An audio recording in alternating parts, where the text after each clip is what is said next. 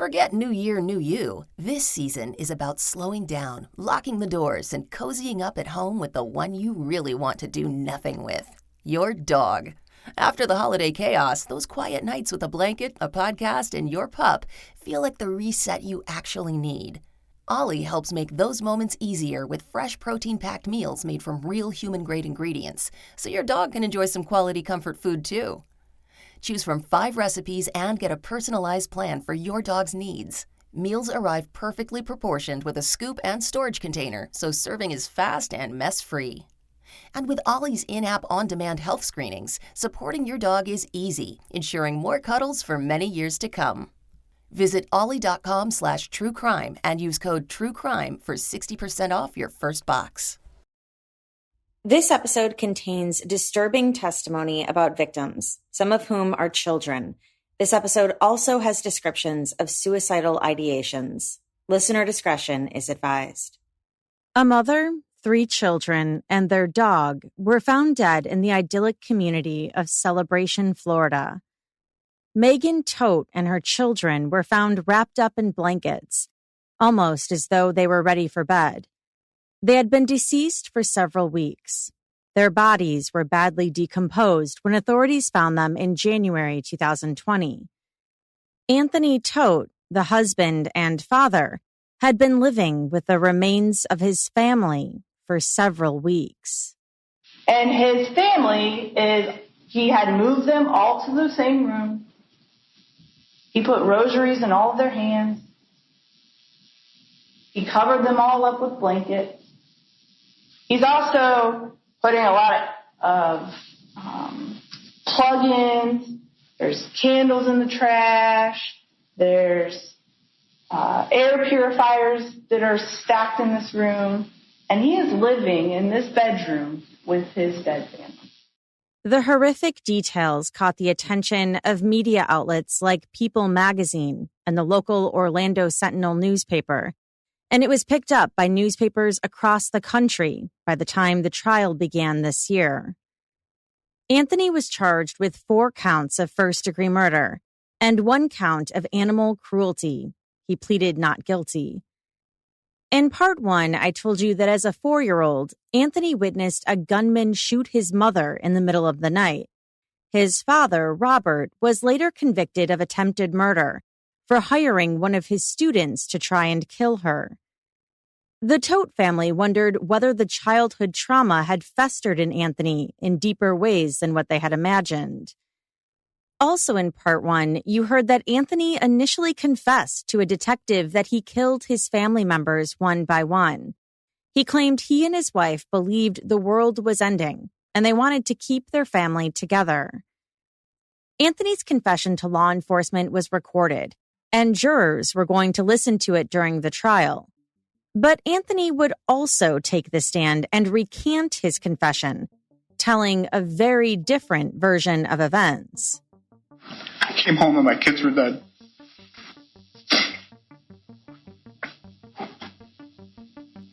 It was the most horrible day of my life. This is Jillian, and in partnership with Law and Crime, you are listening to Court Junkie, episode 208, part 2.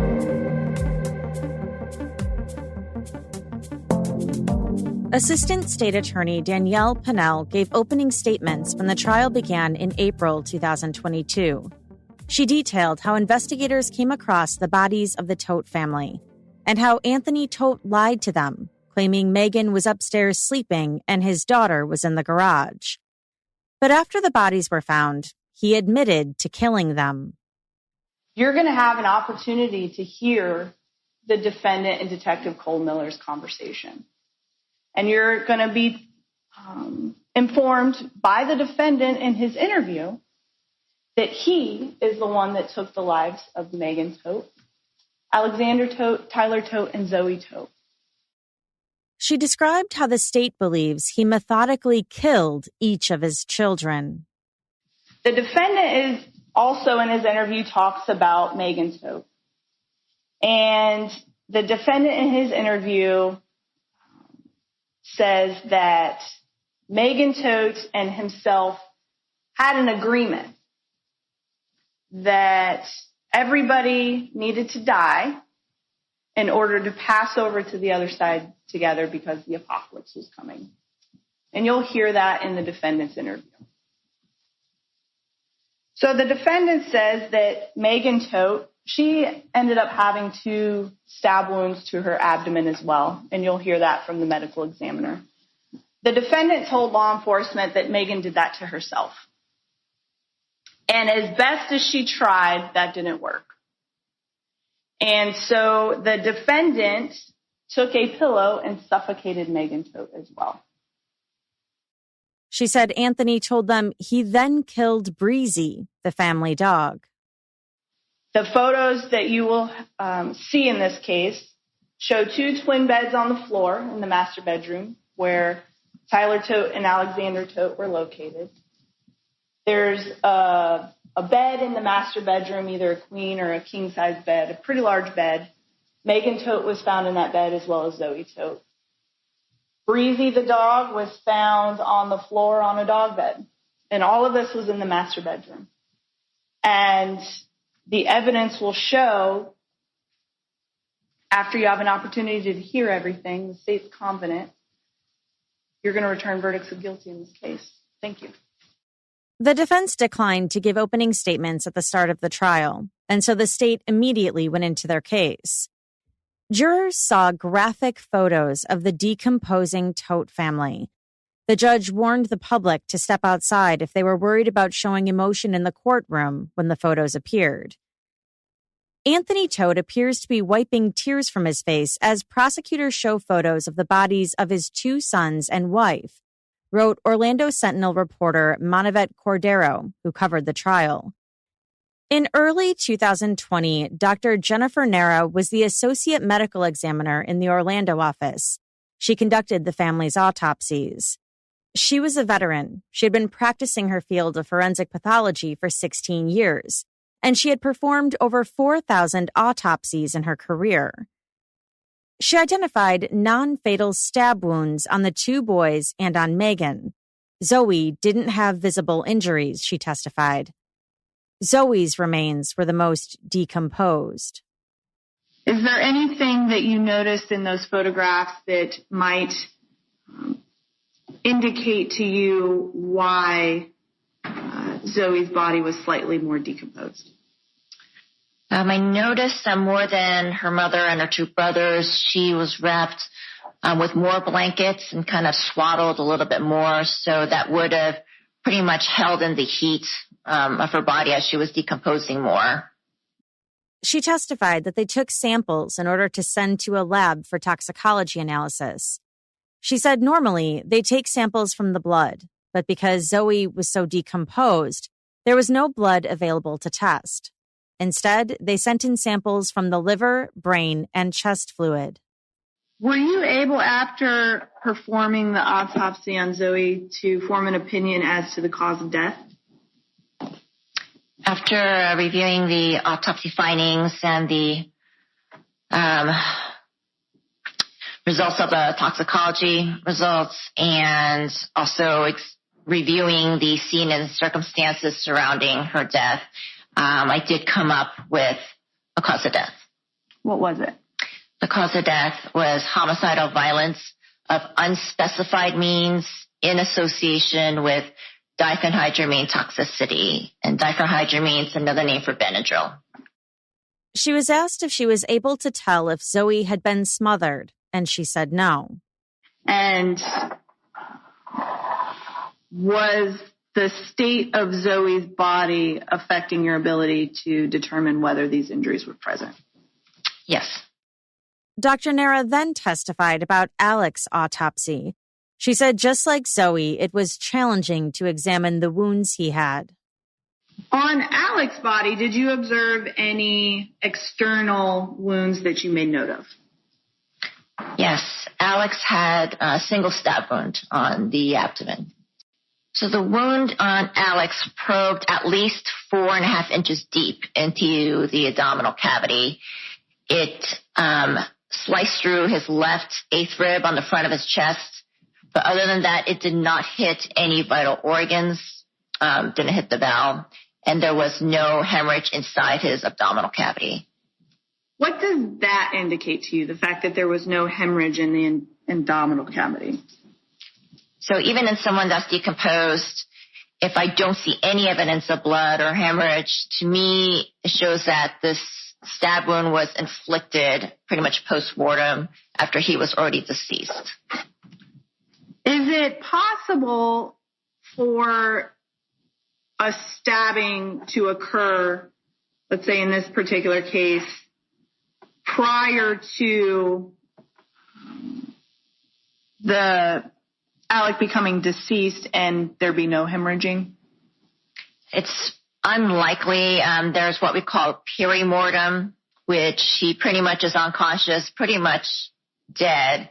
And even if you were stabbed at that point, you really wouldn't see much in terms of any blood or hemorrhage. She said the stab wound was not a fatal wound. Did you form an opinion as to the cause of death? I did. What was the opinion? Cause of death for Alex was homicidal violence of unspecified means in association with a diphenhydramine toxicity. Were you able to rule out smothering in Alex's case? No, I was not. Why? For the same reason as for his younger sister Zoe, there was, as you saw, all that discoloration in the skin. There's no way I was able to see any petechial hemorrhages on him. Dr. Nara testified that Tyler's autopsy results were similar to Alex.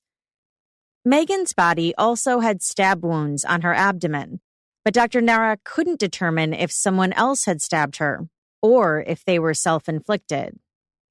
So given the state of decomposition and the fact that she actually has some hemorrhage, to me, that indicates that she sustained those injuries antemortem when she was alive. Did, absent the other circumstances surrounding Megan's death, would these two stab wounds have been fatal? No. She also collected samples from Megan's body for toxicology. Did you form an opinion as to the cause of death of Megan Todt? Yes, I did. What was it? Cause of death for Megan was homicidal violence of unspecified means in association with diphenhydramine toxicity. Again, for Megan Todt, were you able to rule out smothering? No, I was not. She noted no abnormalities of Megan's heart or liver. She ruled the manners of all the deaths in the Todt family as homicides. Also taking the stand as an expert was Dr. Bruce Goldberger. Dr. Goldberger had several titles, but in short, he was an expert in poison and how drugs impact the body. His lab at the University of Florida worked on about 2,500 death investigations a year by analyzing specimens of blood and urine and looking for drugs, prescription drugs, and alcohol. Dr. Goldberg's lab wasn't involved in conducting the tests in this case, but he was called by the prosecution as an expert witness. Dr. Goldberger went over the toxicology results for each of the deceased Todt family members. Their bodies were badly decomposed, and that made it difficult to know how much Benadryl was in their systems at the time of death, he said. But he said he would expect lethargy, sedation, and sleepiness. When asked if the levels were high, he said he would say they were significant. Law enforcement officials who responded to the condo also testified during the trial, including Emily Seda, the forensic supervisor at the Osceola County Sheriff's Office, who was the lead technician at the scene. Her job was to document the evidence, process it, package it up, and write the crime scene report. She had been on the job for 8 years. When you originally went to 202 Reserve Place, were the bodies still at the residence? Yes. Did you have an opportunity to photograph them? Yes. And you had an opportunity to observe any objects if there were any around them? Yes.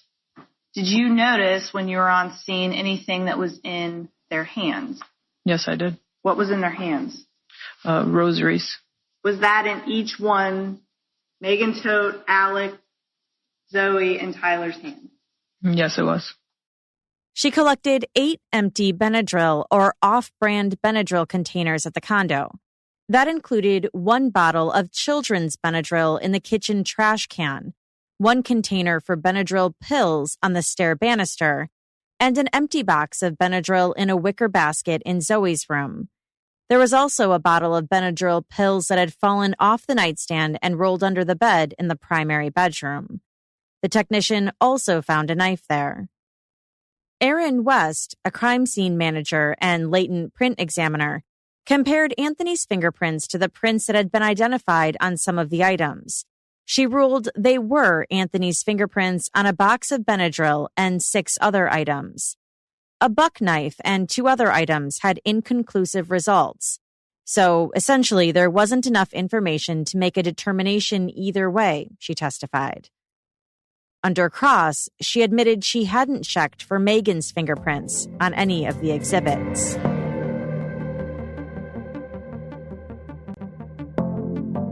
"46-year-old Anthony Todt took the stand to testify in his own defense on the 3rd day of his trial. He started at the beginning, how he met Megan in high school. Back even then, he said she was sick. He said Megan was diagnosed with a heart issue in middle school and Lyme disease in high school, and then began to get sick as an adult in 2011. She hid the fact that it was hard for her to walk. In subsequent visits to the ER, subsequent visits to the doctors, they found that she acquired, through the medical aspect, what's called drug-induced hepatitis. So her liver became inflamed, very much so, that it was malfunctioning, to put it lightly. Her eyes were, at one point, the color of the most fluorescent yellow highlighter you've ever seen in your life. I swear her eyes could... Mr. Todt? Yes. Did there come a time then on that occasion when she had the hepatitis that it affected her lifestyle or what she could do? Most definitely. My wife, she was a yoga teacher in addition to physical therapist. She went from a very strong, vibrant woman to barely holding on to 90 pounds. She couldn't keep weight on. She couldn't breathe. Her heart rate progressively was going crazy. At rest, it would be 190 or above.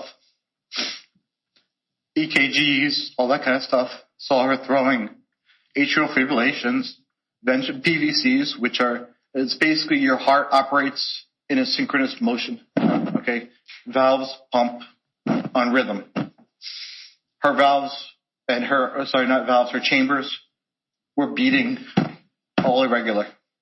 When the Lyme disease became apparent and positive, she had breathing problems, heart rate problems, chronic pains. When she had what was called exacerbations, so without getting too technical, your immune system is the best thing to keep any disease at bay.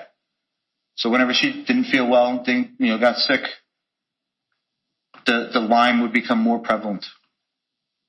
So when the Lyme became more prevalent, not only did she have joint aches, she had feelings of hopelessness, depression, not wanting to go on certain days. There were some days where I helped her shave her legs because she couldn't bend over, she was in so much pain or couldn't breathe. He was asked how Megan's demeanor changed as she was going through her health issues. Her demeanor went from a very vibrant young woman in which literally we were best friends. As dating, we always knew we would remain best friends. That's how close we were. We dated for 8 years before we were married. Her family was my family. Okay? Her grandparents were my grandparents. That's how close we were. Okay? She went from, even though she remained the light of my life, whenever she walked into a room, literally, after almost 20 years of marriage, my stomach would have those butterflies in it, seeing my wife. I existed, but She went from... Ask the question again, Mr. Wilson. Now, at that point in time, did you have children? At the time she got sick, sir? Sorry? At what point in time, sir? When we're talking about this period in her life, when she had gone, when she was less vibrant or less demeanor change. Before she got sick, we were blessed with 2 wonderful boys. Okay? She went from a mom who provided for everything, including myself. I consider myself a third kid, okay, to a person who could barely walk stairs on certain days. We hired, with the help and the assistance of our family, we hired I guess you want to say a mother's helper, okay, in which to come in, help bring the kids to school, which is something my wife... What I'm going to ask you to do is to try and I'll try and correct you to know that we don't have long extensions, so it's easier for everyone to understand what we're talking about. I apologize, sir. It's been 2 years since I've been able to tell my story. I appreciate you working with you.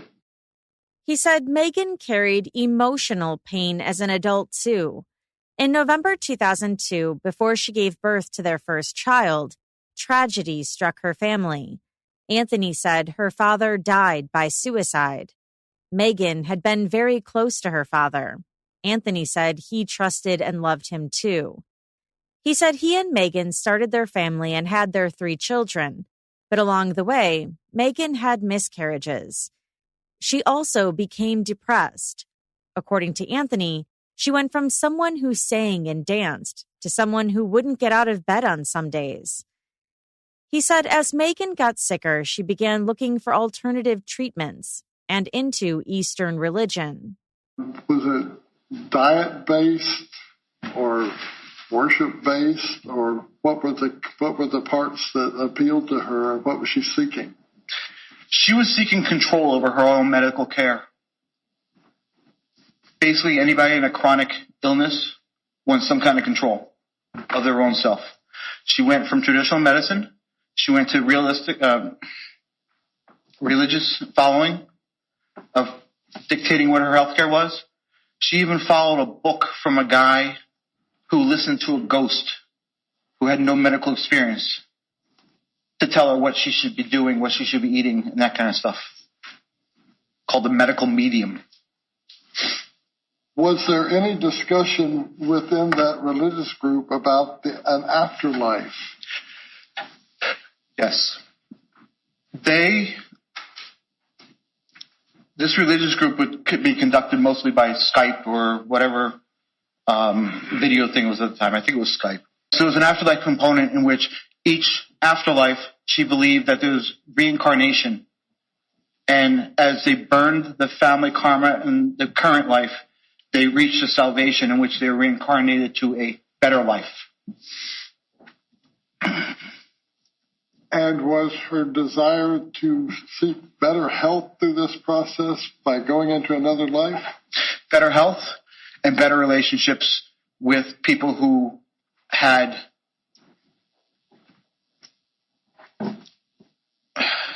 abused her and had verbally and otherwise affected her in her life. Testimony shifted to the day Megan and the children died. What was the occurrence that made that day memorable? I came home and my kids were dead. It was the most horrible day of my life. And what made me more horrible is my wife died in front of me also. He said he wasn't home the night before. He had gone to a condo they owned nearby to pick up some things for their kids. But he said he fell asleep in his car while charging his phone. In the morning, he walked back, and when he entered their home, he saw remnants of blueberry pie on each kid's plate at the table. At that time you came in, you saw that there were desserts that had been served up on the table? I saw the remnants of it, yes. And then did you then discover that your children were dead? Not initially, no. I had gone upstairs. Well, too much information, but I had to pee. So I went to the bathroom and came out, and my wife was at the top of the stairs. My house was very quiet. Very unnormal having 3 kids. One 13, one 10 at the time, the other one 4 years old. She brought me in the room. I had been feeling nauseous that morning anyways because I had these shakes I was taking for weight loss, all that. And around the same time that she was telling me I was puking. It was then that I understood what had transpired. She had blood on her shirt. And after that, after I said a few uncolored words to her, I then discovered the kids. I went into the rooms and found them dead. He said Megan told him she had poisoned the kids with a pie she made and then stabbed them. He testified that he told her he would take the blame. He was asked what could have prevented Megan from killing the children. I have no idea. We woke up that morning. She was pain-free. Everything was good. I took the opportunity to try to go over and put the bike together. I had no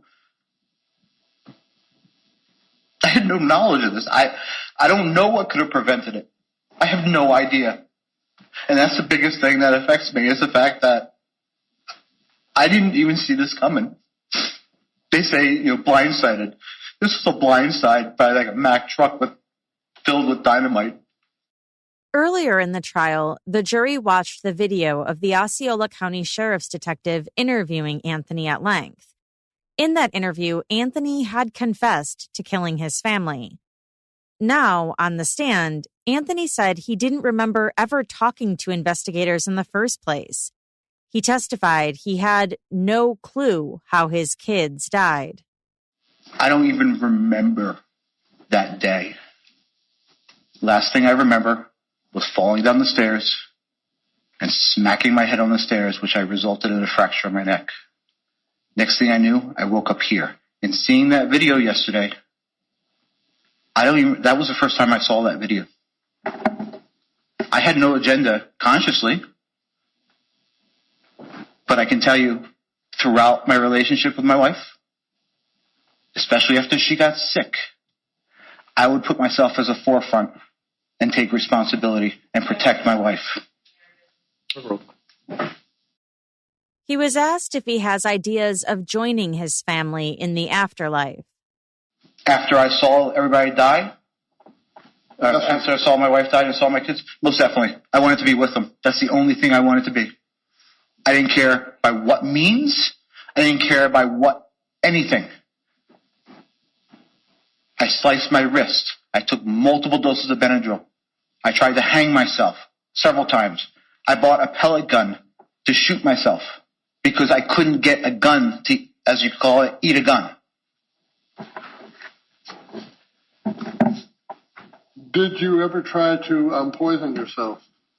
With Benadryl, yes. And also, I was just under recently of medical care, and I was given metformin for diabetes. And at one point, I swallowed the whole bottle of metformin. Now, I think there was evidence that you remained in the house for up to 3 weeks after the day that changed your family's entire future. During that time, how many attempts did you make to take your own life? I would have to go through them to count, because in my head I can't count them. On cross, questioning got tense. In your interviews, you describe in detail how you take the lives of each one of your children, correct? That's what the video showed, yes. And you indicated in the video that you began with Zoe, correct? That's correct. And that you went in, this was after you and Megan had an agreement and you spoke about various websites and all of this research that you did, and you're sitting here today saying that that's not the case. That is not the case. The prosecutor asked him if it was true that he watched numerous videos about going to the afterlife. I watched numerous videos with my wife about alien and her alien, what's it called? I don't want to call it an infatuation, but she believed in UFOs, aliens. Those are the videos. I've never seen a video about her afterlife. So everything that you told the detective, the multiple times that you spoke to them, is not true. Number one? Yes or no? What you told detectives about you conducting the research with Megan and watching all of these videos on the afterlife is not true. Yes or no? I did not watch videos on the afterlife. And is it true that the multiple times that you spoke to detectives, that you told detectives that you went into Zoe's room, you gathered the courage, and you rolled over on top of your daughter until she suffocated? Isn't that what you told law enforcement? Is this a yes or no question, or do you want the answer? Yes or no question. That is what the video, yes, showed me. And your testimony here today is that Megan did it. Megan killed Zoe. He agreed that he told detectives that after killing Zoe, he went to Alex's room. And you told law enforcement on multiple occasions that you went into Alex's room and you stabbed Alec and you suffocated Alec. Isn't that correct? That's partially correct. And isn't it true that you initially told law enforcement multiple times that Megan was in there during that killing? That's what the video showed, yes.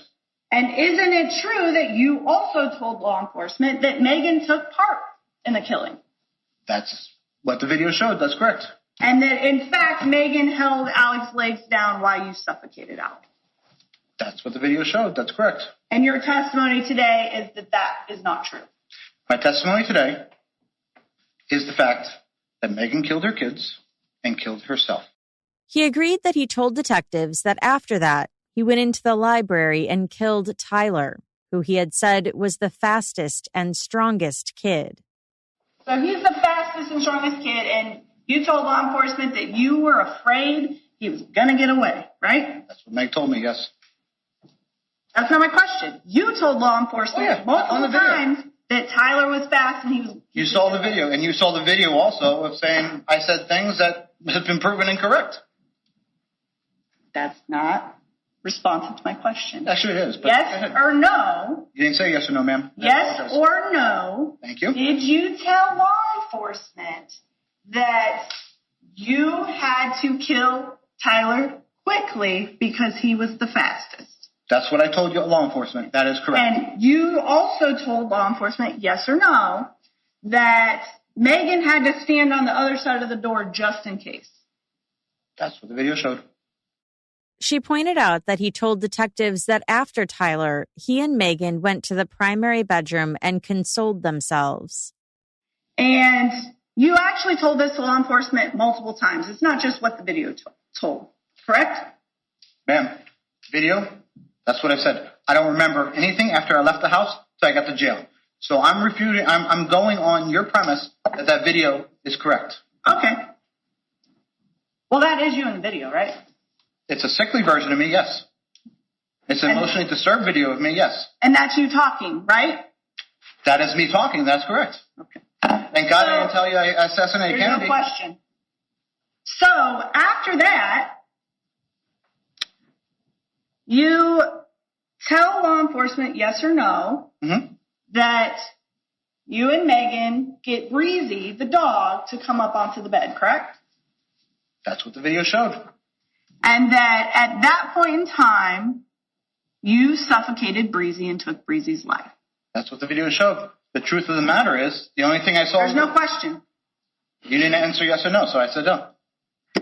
So, yes or no, it was after this that you told law enforcement that Megan decided that she had to go next, and she stabbed herself, right? I don't know the rules to this question, ma'am. Can you repeat it, please? Sure. Yes or no, The next thing that you told law enforcement happened was that Megan needed to kill herself and she stabbed herself, right? By what the video showed? Yes. Throughout the trial, Anthony portrayed Megan as sick, destructive, and angry. He said she was falling apart while she stayed in Florida with the kids and he traveled back and forth to Connecticut to work. Isn't it correct that you would travel during the week up to Connecticut? That's correct, as long as my wife's issues and my wife's health dictated such. There were times in which I would literally land and I would get a phone call from my son or my wife that things are bad, and I'd hop on my first flight back. Did that happen often? It happened quite a bit. And when you say things were bad, is this mentally, physically, what are you talking about? All the above, from the miscarriage and bleeding to the fact of her ripping the shelves off the wall and my boy was scared, to her breaking the dishes, to her not being able to get out of bed. And then as things progressed and I found that my older son was preparing a lot more meals, before I would leave for the couple days I was gone, I would make sure that you're non-responsive. Outside the courtroom, Megan's family members disputed Anthony's account that Megan was so ill she couldn't get out of bed. Her uncle told the Orlando Sentinel that she was very sick about 10 years ago, but that she had been treated and was now fine and recovered. Every time I saw her, she was fine, he said. There was never any indication that she was frail or weak. This whole story that she was an invalid that he had to take care of wasn't true with me. Cynthia, Megan's aunt, saw something dark in Megan and Anthony's relationship. It wasn't from Megan, she said. It was Anthony. He seemed controlling. I had warned Megan many times when we used to have things called girlfriend days, where it would be my mother, Megan, myself, and the kids, and we would say, we're going out for the day and we're going to get shoes for all the kids and we'll have lunch. But Megan would get called and she goes, oh, that's Tony. And I said, don't worry about it. We're in the middle of a conversation. 5 minutes later, he would call back again. And she said, oh my gosh. And then she would decline. And then he called me over and over just to get a hold of us to see what we were doing, where we were. And I picked up my phone and I said, stop harassing us. We're having a girlfriend day. You'll be the first to know if we're having any trouble. You'll be the first one we call. The Hartford Courant reported that some of Megan's family members were frustrated that the prosecution didn't call character witnesses to refute what Anthony had said about Megan. Hearing Anthony tarnish Megan as a mother made them feel like he was victimizing her again, they said. It made me angry that he was turning everything on Megan and she couldn't stand up for herself, one of Megan's good friends told the newspaper. Also, I was frustrated with the prosecution because they didn't call any character witnesses. I felt like her voice was completely strangled.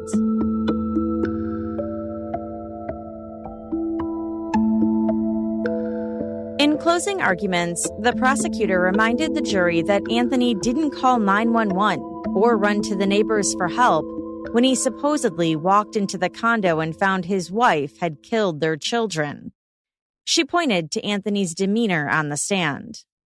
When the defense was questioning the defendant was very emotional, describing Megan. He was describing himself as a very loving and devoted husband. He would do anything for his wife. And it made him choke up as he's describing this to you. And he was very detailed, used a lot of adjectives. But you also got to see a different side of the defendant yesterday. The defendant did not shed one tear when I was talking to him. In fact, he was pretty angry with me. She pointed out the two versions of events Anthony had given. The conflict in the evidence comes from what the defendant told you yesterday. Because obviously he gave one complete statement to law enforcement and a completely different statement to you in court yesterday. The two cannot be resolved. So you're going to have to decide which version you believe. I submit to you that what the defendant told law enforcement makes the most sense in this case. The defendant took the life of Zoe. He then went and took the life of Alex, then Tyler, then the family dog, and then ended with his wife. And now we're here. At the start of the trial, the defense hadn't presented any opening statements. So after the prosecution rested its case, it was the first time the defense spoke directly to the jury. So in terms of the medical examiner, Dr. Nara. Now, Dr. Nara indicated that she did the autopsies for each of the members of the family, starting first with Zoe. And she indicated that in terms of all of the members of the family, there was that Benadryl. And that she couldn't identify or specify that it was or was not a cause of the death. She indicated that there was a homicidal violence of unspecified means that also was in connection with that Benadryl. Now, she wasn't able to determine if there was smothering or if there was a strangulation or anything of that nature in terms of each member of the family. So if the medical examiner can't rule out and give you the true cause of death, that goes towards reasonable doubt. She said the state wants the jury to believe Anthony's statement he gave to police after he was released from the hospital, and not his testimony. In Mr. Todt's statement, he talks about stabbing each of his kids. His statement is that each and every one of these occurred before the suffocation, before the death. His testimony and statement to law enforcement was that there was a stabbing prior, and then there was either suffocation or strangling after that. So essentially, stab, suffocate, strangle, death. But that doesn't coincide with what the medical examiner said. The medical examiner said that each of those stab wounds occurred after death, or there would have been blood in the cavity. So the state is essentially having you pick and choose when they want you to believe the defendant's statements and when they don't want you to believe the statements. They want you to believe that he did it, but don't believe the way he said he did it because it contradicts the actual physical evidence from the medical examiner, from the toxicologist, and from Dr. Goldberg as well. She said, according to Anthony's testimony, Megan was the one who killed their kids. He came home to his kids being dead. His wife was alive, but essentially dying. Stabbed herself in front of him and everything. The evidence and testimony has not been able to prove beyond a reasonable doubt that Mr. Todt was the one that did these things. The jury deliberated for more than 6 hours before reaching a decision. Guilty on all 4 first-degree murder charges and 1 animal cruelty charge. The Orlando Sentinel reported that Anthony shook his head when he heard the verdict. His family from Connecticut had been closely following the trial and watched it while it was live-streamed online. During the penalty phase, Cynthia, Megan's aunt, told the judge what had been lost when Anthony murdered his family. For a horrific tragedy like this to happen is a nightmare. Then Anthony got a turn to speak. This was a personal catastrophe in everybody's life in my family, including myself. I maintain my innocence. I provided for my wife, did everything I could for my wife. She was progressively sick over the years. There were days which were worse, days which were better. She was kept on a pedestal from me. My kids I did everything for them. He addressed the accusations that he was a controlling husband, always calling nonstop when his wife was out on a girls' day with her family. And the reason why I would call so much is because Megan would have bad days, and I just needed to know she was okay. It wasn't a control factor. It wasn't any kind of scoping things out or whatnot. It was my fear that she was, or my fear that something was wrong with her, and I just needed to hear her voice making sure she was okay. Anthony maintained his wife was sick and frustrated and angry. He began to ramble. You can hear Anthony's defense attorney talk quietly to him. It sounded like his attorney was reminding him that the judge doesn't have the authority to overturn the jury's verdict. She knew I didn't believe in this light and this other religion that she went into. But I supported her, because that's what a husband does. Everybody has a freedom to choose their own religions. Everybody has a freedom to choose their own acts. She fell asleep, very rested comfortably. I couldn't sleep. I went downstairs. Okay? Judge Carson doesn't have the authority to overturn the jury. No, I understand, but I need to let him know that everything was okay when she woke up the next morning. I kept the kids outside to keep her nice and stress-free. That's the only reason I left to go to the condo that night, because everything was good and there was an opportunity to get things done. As Ms. Kopko said, I fell asleep at a drop of a hat. I have this weight off my shoulders that my wife was feeling great. When he was done, the judge spoke. A jury has unanimously determined,